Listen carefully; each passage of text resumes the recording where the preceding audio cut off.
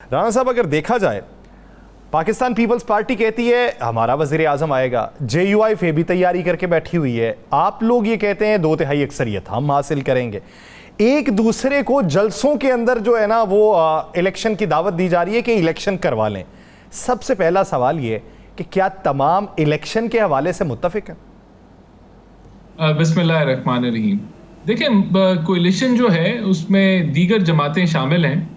हर जमात का अपना स्टांस है और जिस तरह आप इलेक्शन की तरफ बढ़ेंगे और ये टेन्योर ख़त्म होगा, तो मैं समझता हूँ हर जमात अपने मैनिफेस्टो को पिच करेगी, अपने मुद्दे की बात करेगी या अपने आप को आगे अवाम के सामने रखेगी। तो ये बयानात जो अभी मुख्तलिफ जमातें दे रही हैं और कोई कह रही है कि हमारे पास माशी प्लान है, तो कोई कुछ कह रही है, ये सब कुछ होगा क्योंकि इलेक्शन के अंदर हर एक ने अपना जो है वो मौक़िफ़ अवाम के आगे रखना है। तो इलेक्शन तो देखें इंशाल्लाह नज़र तो यही आ रहा है कि अक्टूबर नवंबर के अंदर होंगे और ये चीज़ के कोई सीट एडजस्टमेंट होगी नहीं होगी, अभी तक तो कोई इस चीज़ के ऊपर कोई फाइनल नहीं आया। यही लग रहा है कि अपना जमातें जो है वो अलहदा अपना मैनिफेस्टो लेके चलेंगी और हम तैयार हैं इसकी चीज़ के लिए। PMLN की तैयारी है कि वो अगर अकेले इलेक्शन लड़ेगी तो भरपूर तरीके से लड़ेगी और कामयाबी हासिल करेगी। जो 2/3 की बात है, देखें पंजाब में मिसाल के तौर पे हमारा जी राणा साहब, इलेक्शन की बात होती रहेगी। इलेक्शन के कुछ असूल भी होते हैं, सियासत के भी कुछ असूल होते हैं। आपने हमेशा बड़ी शाइस्तगी से बात की और बड़े तहम्मुल से सुना और बड़ी अच्छी गुफ्तगू।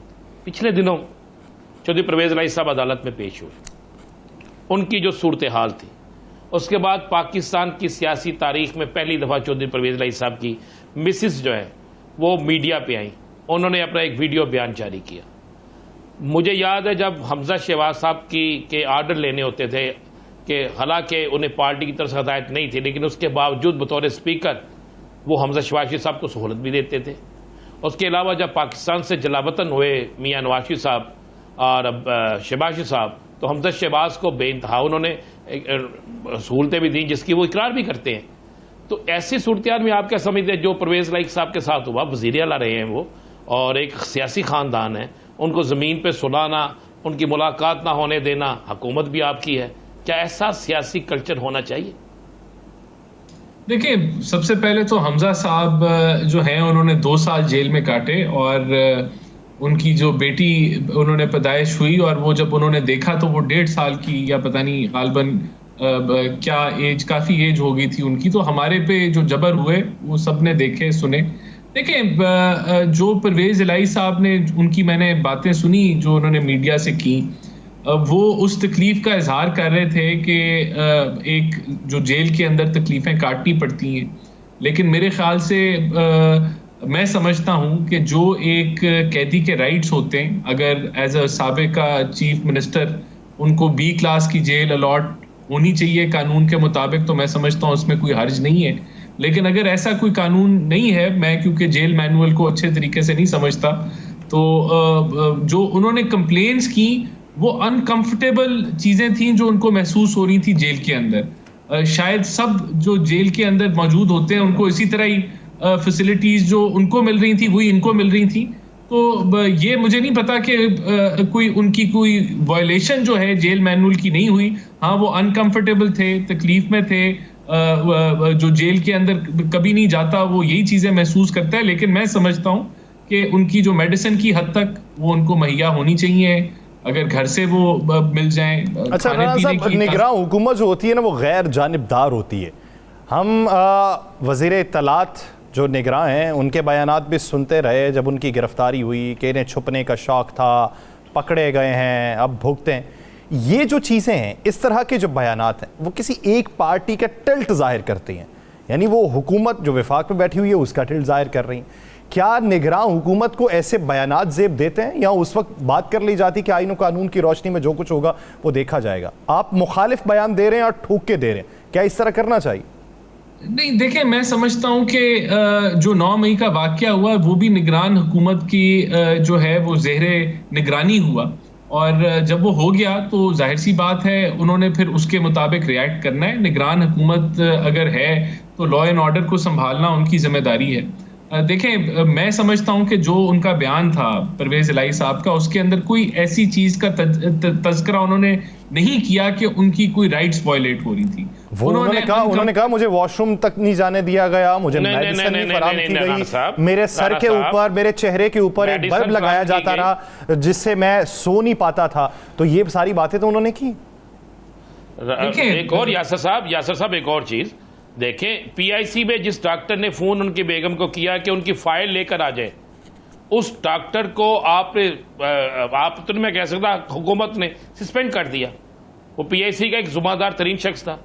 मुझे बताएं इसके बाद फिर क्या चीज रह जाती है?